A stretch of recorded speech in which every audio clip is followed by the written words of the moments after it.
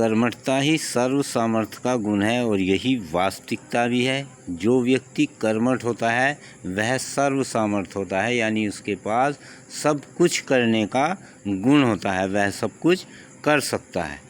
तो श्रम ही सफलता का मूल मंत्र है। निरंतर परिश्रम ही किसी व्यक्ति, जाति या देश को विकास के मार्ग पर प्रशस्त करता है। कोई भी काम छोटा या बड़ा नहीं होता, व्यक्ति की कर्म भावना ही उसे महान अथवा एक ऊंचाइयों तक पहुंचा देती है।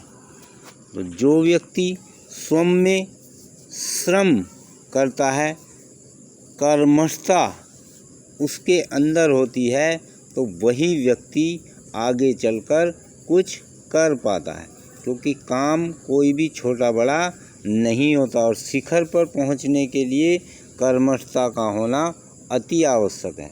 क्योंकि श्रम ही सफलता का मूल मंत्र है। जो लगातार एक नियम में बंधकर श्रम करेगा किसी भी लक्ष्य के उद्देश्य के प्रति, तब वह उसमें अवश्य कामयाब होगा, क्योंकि श्रम ही सफलता का मूल मंत्र है। तो निरंतर हमें अपने कार्यों को करते रहना चाहिए। एक चींटी बार बार प्रयास करती है और वह ऊपर दीवार पर चढ़ती है, फिर गिरती है, फिर चढ़ती है, फिर गिरती है, लेकिन वह अपना प्रयास बंद नहीं करती और अंत में एक समय ऐसा आता है कि वह दीवार पर चढ़ जाती है।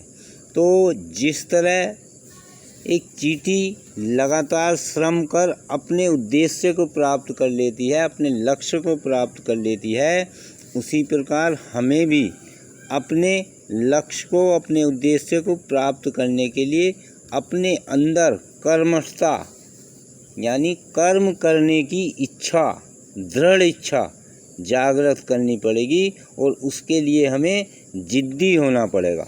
यानी हमारा जो उद्देश्य है, हमारा जो लक्ष्य है, उसे प्राप्त करने के लिए हमें जिद्दी होना पड़ेगा और जब जिद्दी होंगे तभी हम उस लक्ष्य की पूर्ण स्थिति के बारे में जानकारी कर उस पर कार्य करेंगे।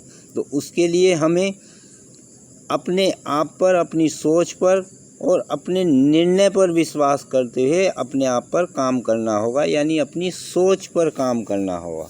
और जो भी हमारी सोच है, जो भी हमारा उद्देश्य है, जो भी हमारा लक्ष्य है, उस पर उसकी जानकारी लेकर कि किस तरीके से, किस नियम से यह कार्य हो सकता है, उस पर अपना कार्य करना प्रारंभ करें।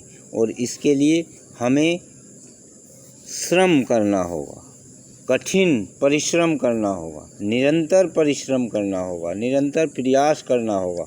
और जब हम निरंतर एक समय सारणी बनाकर किसी लक्ष्य पर, किसी उद्देश्य पर या किसी भी अपने कार्य पर कार्य करते हैं, तो तब वह कार्य अवश्य पूर्ण होता है। तो इसके लिए हमें श्रम करना अति आवश्यक है और उसके लिए हमें कर्मठता का गुण अपनाना पड़ेगा। और जो व्यक्ति कर्मठ होता है उसमें सर्व सामर्थ्य का गुण होता है, यानी सब कुछ करने का गुण उसके अंदर होता है।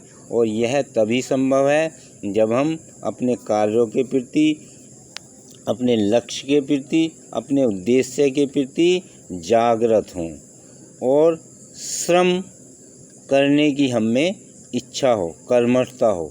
तो जब हम कर्मठ होंगे तभी हम किसी उद्देश्य को प्राप्त करने के लिए योग्यवान साबित होंगे। जय श्री राम।